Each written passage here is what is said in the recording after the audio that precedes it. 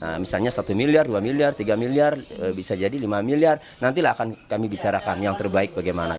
Anggota tim kuasa hukum Pegi, Tony RM, mengatakan pihaknya menuntut ganti rugi ke Polda Jabar karena ada dua hal yang belum dimasukkan ke dalam amar putusan pra-peradilan. Menurut Tony, pihaknya mengajukan tuntutan ganti rugi karena 2 unit sepeda motor milik Pegi sempat ditahan polisi. Tak hanya itu, kliennya juga kehilangan pekerjaan setelah ditangkap dan ditahan Polda Jabar sejak Selasa, 21 Mei 2024. Kurang lebih 175 juta rupiah dari 2 sepeda motor yang ditahan Polda Jabar dengan ditambah penghasilan setiap bulan 5 juta rupiah sebagai kuli bangunan yang terhenti selama 3 bulan, ujar Tony pada Senin, 8 Juli 2024. Terkini, besaran ganti rugi yang akan diajukan bukan 175 juta rupiah. Meski Tony menjelaskan masih akan mendiskusikan besaran ganti rugi dengan pihak keluarga Pegi, namun ia memperkirakan besarannya mencapai miliaran rupiah.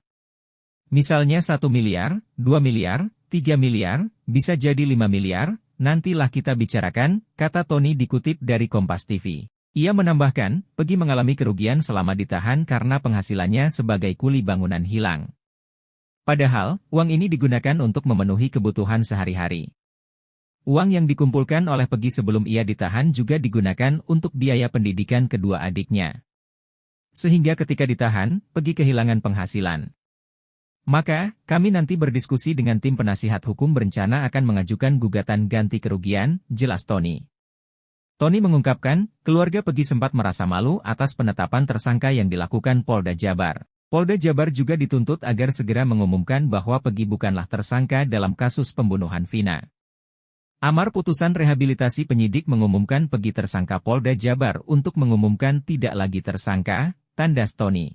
Ya, merasa malu baik Pegi maupun keluarganya merasa malu ya dituduh seperti itu.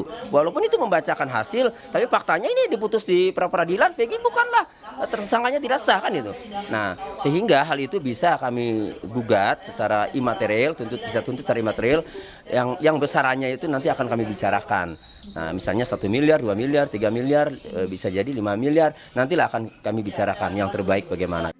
Jangan lupa subscribe ya.